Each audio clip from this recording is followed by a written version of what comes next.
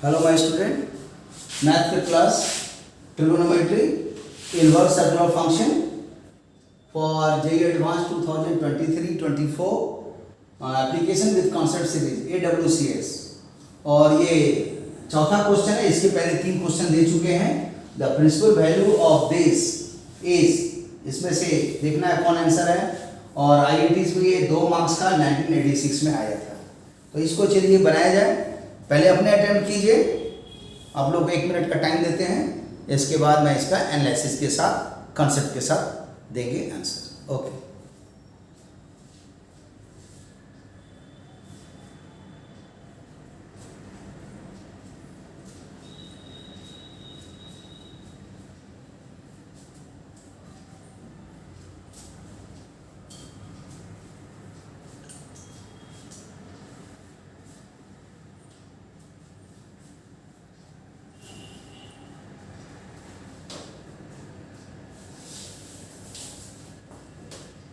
देखिए कैसे बनेगी।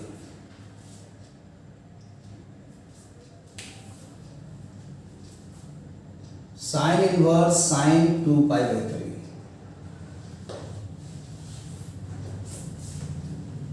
हम लोग जानते हैं कॉन्सेप्ट कि जहां कहीं भी साइन इनवर्स साइन x हो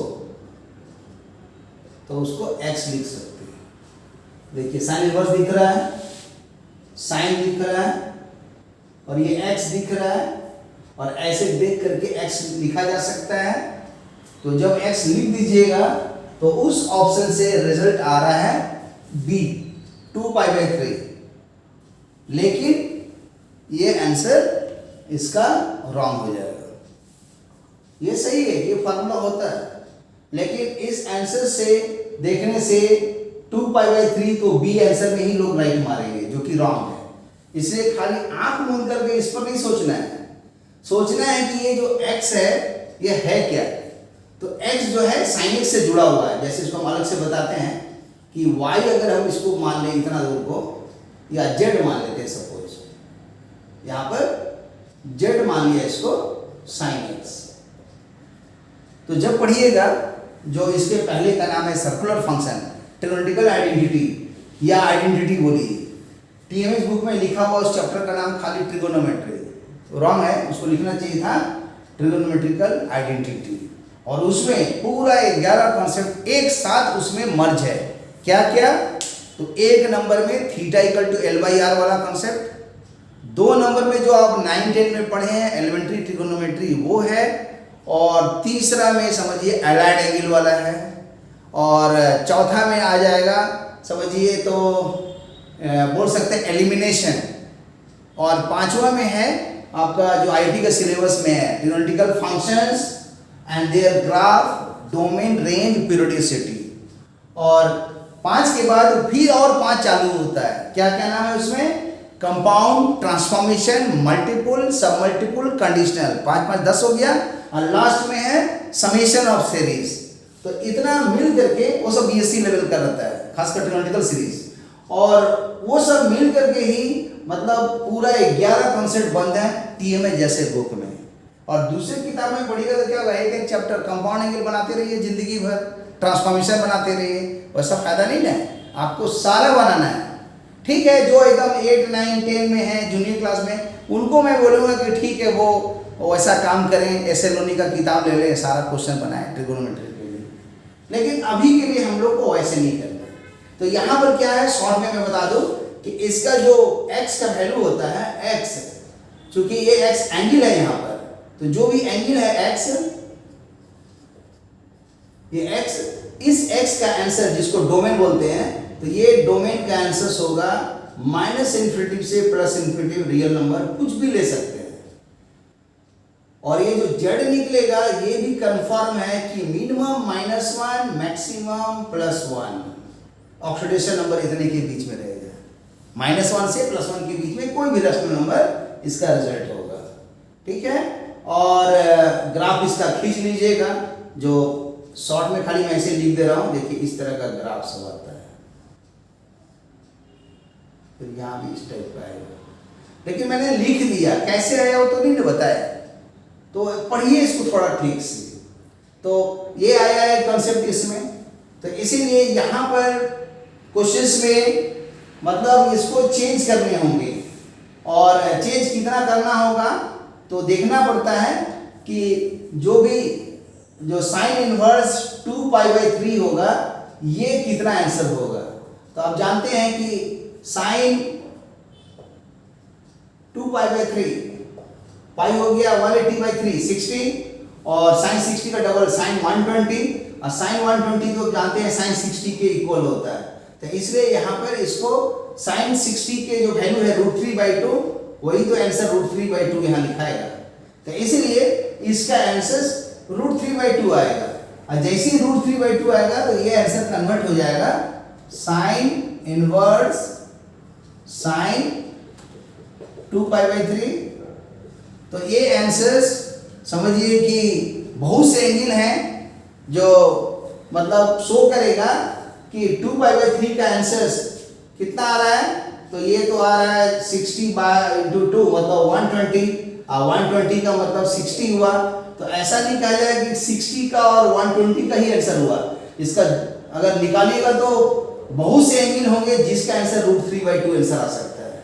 तो इस ग्राफ से आप देख लीजिए √3/2, कोई भी हाइट ले लीजिए, वहां से एक लाइन क्रॉस कर दीजिए। तो इस लाइन पर लाई करने वाले जितने पॉइंट होंगे सब तो √3/2 को शो करेगा। तो इन्फिनाइट एंगल इसका आंसर आएगा, जिसके लिए ये फुलफिल होगा। तो अब यहाँ पर हो रहा है कि करें तो क्या करें। तो इसके दो ऑप्शन हैं, पहले एक ऑप्शन से समझाते हैं।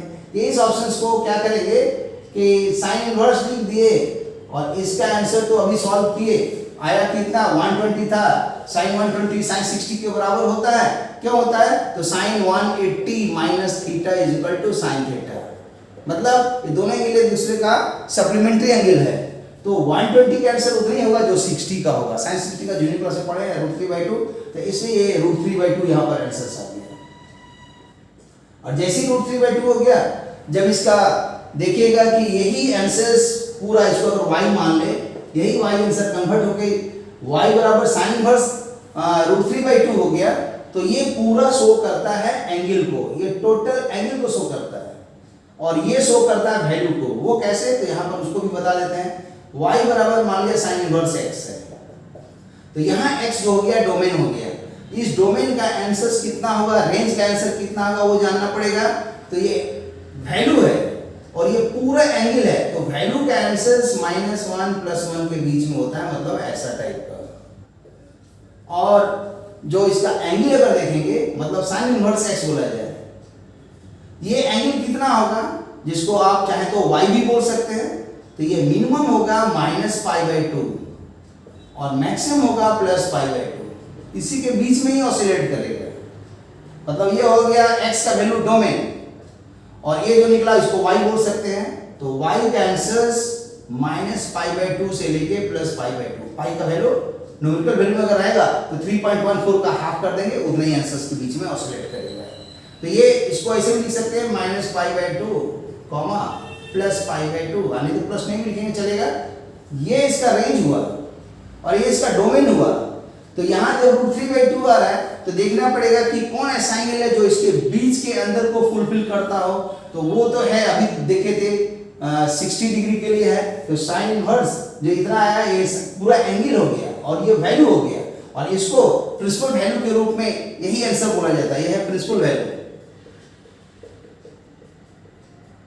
प्रिंसिपल वैल्यू है। तो इसका और डेप्थ में जाइएगा तो जब फंक्शन पढ़िएगा ना, इनटू फंक्शन ऑनटू फंक्शन, तो उस समय ये मतलब इंजेक्टिव सर्जेक्टिव बाइजेक्टिव वो सब पढ़िएगा 1 1 2 मैपिंग, तब ये और ज़्यादा अच्छा से समझिएगा।